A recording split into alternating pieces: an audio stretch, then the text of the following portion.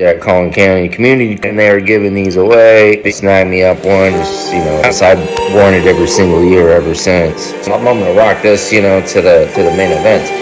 So anyway, sitting around figure out like how I'm gonna do my shit. It just kind of hit me. People talk about know your worth, know your value. Going to handful events I've been doing over the last 9 months. The last one here in Washington, where I went to the Advocacy Day, MRF, the Melanoma Research Foundation, and then, the Patient Forum Exchange for the MRA. It was a giant, eye-opener about, everything for what you're doing, how to do it, and, needing to place myself in a position to figure it out. Everybody that's in my immediate area, you help me achieve my goal. You have to kind of be in that environment unless you're full-fledged in the mucosal melanoma world or melanoma world. I've always known and kind of seen the value of my rare experience, that I'm still on this mission to find others that have had my diagnosis, are my same age, more of a community, try to figure out why am I such an outlier. The youngest dude that I've ever known that's had this disease with this metastasis. I've been through that many lines of therapy.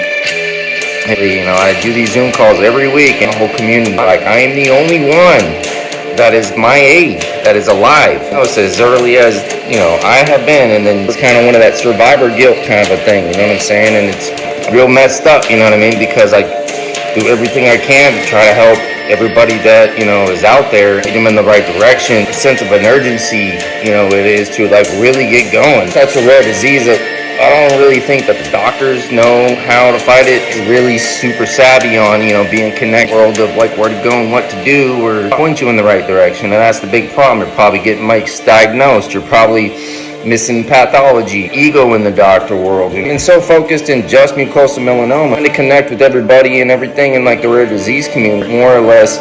It's kind of all the other rare melanomas. Bob Marley, had acromelanoma. 36 when he caught it, you know what I'm saying? All that. I was dude, it's not like this is just popped up, which now it's getting more attention, but that's the whole point. It's on the rare disease. When I was diagnosed and I kept on looking and trying to figure out, what was on the internet and this and that, and trying to research, it became such a, realized, this is this weird thing that kind of clicked with me. It said, all right, I'm going to drive myself crazy, and I already know I'm a little bit crazy, but that's okay. Everybody's got their own kind of crazy I know how to handle, but I just kind of was all right, if I put all my intentional energy into it, it's going to be nuts. And if I'm going out swinging. I don't have the biggest legacy to give. I didn't have any kids. Being an uncle and every immediate friends and family, that's my support group, so I leaned on them. The halfway point, the energy, and I wanted to give back. And I remember getting diagnosed, and I had a breakdown, and I remember crying and praying to God, and I was dude, if you save me and I can get through this, I will give back in any way that I can, and I will, whatever wrong that I've done in this world, you know what I'm saying, by all means, please save me, and I will, become that guy, I'll become that dude, whatever it is what I be. That's kind of my calling, I went through everything I had to, just kind of the impact of my story and kind of the feeling I started to realize over time. I was you know what, there's value in my experience, and that's not only that, but it's my purpose, and to just go wear myself down into the world of going to do, because the biggest worry was always, where's the income gonna come from? It's the world is an expensive place to live in. When it came down to me, you know what I'm saying, I had to kind of figure it out. Now, at the end of the day, could and you can, you're trying to figure it out. If I am the only one, then there's value in rarity. All right, you go and you look up a rare coin, or you got a nickel from that, or this dated this, there's a misprint. A lot of stuff on baseball cards. Your youth, and you were born in 1982, the generation of when the cards were flooded. Look, some stuff, and there's a misprint here and this and that there, but I got some stuff that's actually worth some coin. Know your value.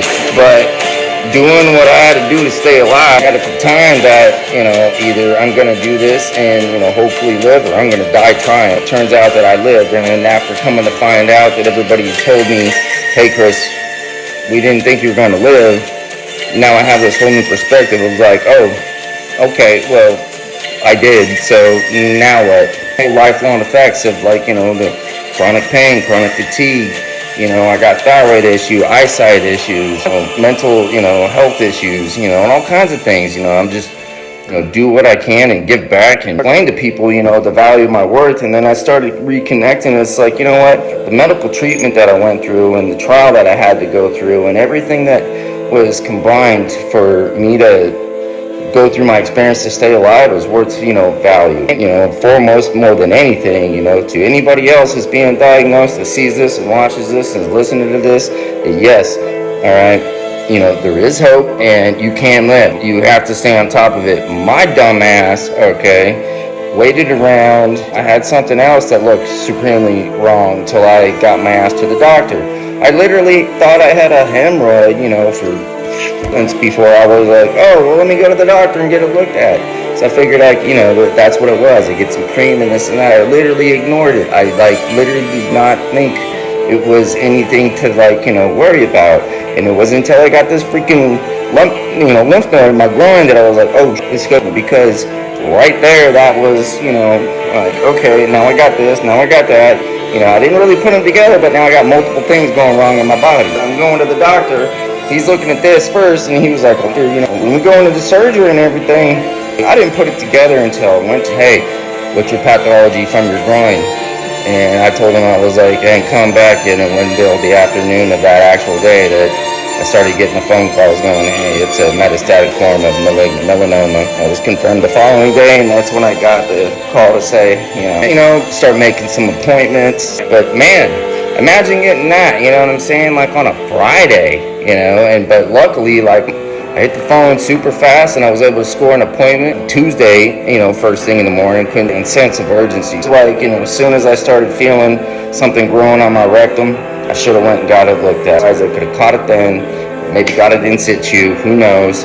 Being that I waited, by the time I was, diagnosed, it was stage 3C. I had all them surgeries, and thought I was clear, and I went to scan and figured out it metastasis, stage 4.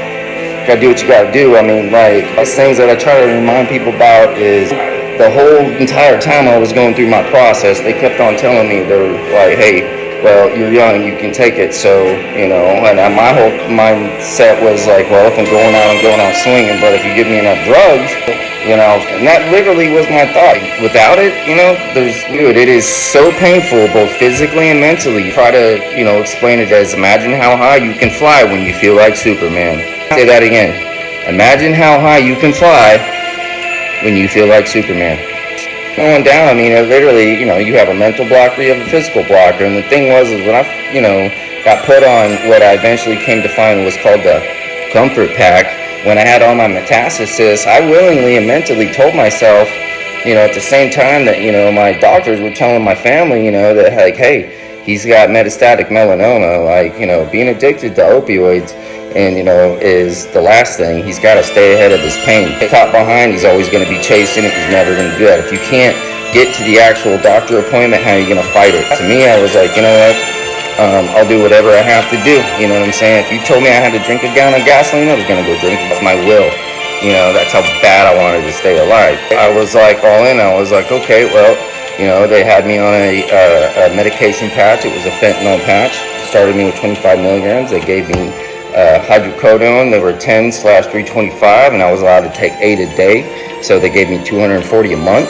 And then they also gave me 152 milligram Dilaudid, which for what they call breakthrough pain. And they did the patch, from 25 to 50 to eventually 75, and pretty much continued to stay on the, 8 a day of the hydrocodone. In fact, it gave me a certain amount of energy and kept me in focus. But I quit all alcohol, pretty much, all soda. I was eating very healthy. Things were going good. I was actually able to gain weight during the majority of my treatment. Once I caught the colitis from all the side effects from the immunotherapy, I actually had to wait to lose. If I didn't have all that extra gained weight, what would I, where would I have been at? A real scary thing, because, my battle with colitis was a 3+ month battle, in and out of prednisone and steroids and hospitals and, nutrition packs hooked into my port and all kinds of stuff. So, yeah, nothing, I don't wish on it, but I thought I was just having stomach aches. I was eating too well. I was actually thinking I was doing too good, you know what I'm saying, to actually say anything about it. So if you got some shit that's going down, don't, try to mask it or hide it, tell everybody, say everything. It's purposeful, be able to track when you had your dosage to when you started feeling the side effects to what's actually happening in your gut, because that'll be huge in your long term of your treatment. And so going back to the whole know your work thing, got back in from Washington, had this thing. I've already had my website going. It's mucosalmelanomasurvivor.com. Just basically a place where I could just share all my further engage in the community and everything, and my LLC set up, so I actually have a company. I got all the information sent to me, and I was able to go set up an official bank account, so I'm now an actual business owner now. St. Patty's Day is the official day, of Mucosal Melanoma Survivor LLC. Starting to business. I don't necessarily know exactly how I'm going to do everything and make it all happen. I just know that somehow I'm going to do it. It's the whole concept of believe. That was the whole hashtag or concept of what got me through my whole cancer journey. So I'm just continuing on to my whole concept of how I'm going to now make a living and share my story, provide hope, future and current existing patients, caregivers, advocates, somebody from a foundation, a pharmaceutical company wanting to learn immunotherapy, radiation, chemotherapy, clinical trials, mucosal melanoma, opioid use, painkillers within cancer trials, cannabis. I could go for days, music, but music in itself was probably one of the biggest things that helped me get through everything. Going through my clinical trial, there was a section of it to where after they gave me my dosage of my TILs, I had to get 6 doses of IL-2, and when they give you those doses of IL-2, they hit you with it, and it's about a 30-minute deal, and within that 30 minutes, what ends up happening is, your body ends up getting into convulsive type of mode. You start sweating, you run a fever, but you feel like you're freezing, you're super thirsty, your body aches, you hurt, and all this and that, but it's like a slow deal, and then it builds up. And it builds up within this capacity to where it just hurts so incredibly bad, you cannot even fathom the pain. Many painful events throughout my life. But this itself is one of the worst things that I can even try to describe. It literally gives me post-traumatic stress. It bugs me out to even think that I would have it again. Alright? But what I did end up learning from the nurses, as the stuff was kicking in, they could inject me through my IV some pain meds. I think it was morphine. And then they said within X amount of time after that, while I was still going through, that they could hit me with a second time on another pain med that was still, so I could get something else.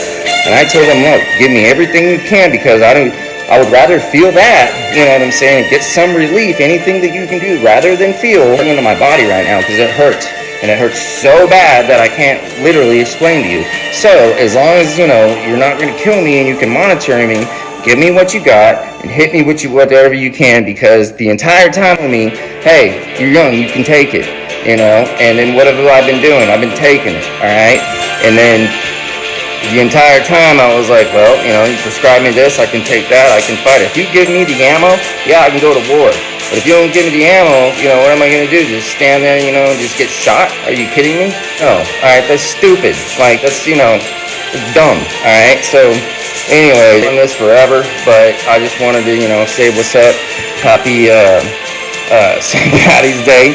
What's up? It's the official day of, Mucosal Melanoma Survivor.com. Mucosal Melanoma Survivor LLC. Anyways, but yeah, anybody that's, following me, thank you so much. To continue to try to, figure out how I can help the community. I got some events coming up. Right as of now, I do have my scans that are set for the beginning of April. Figure out how the rest of April is going to pan out after the beginning of it. But when it gets to May, which is Melanoma Month, ASCO, I became a member of that. I'm going to attend that. That's going to be in Chicago. All right.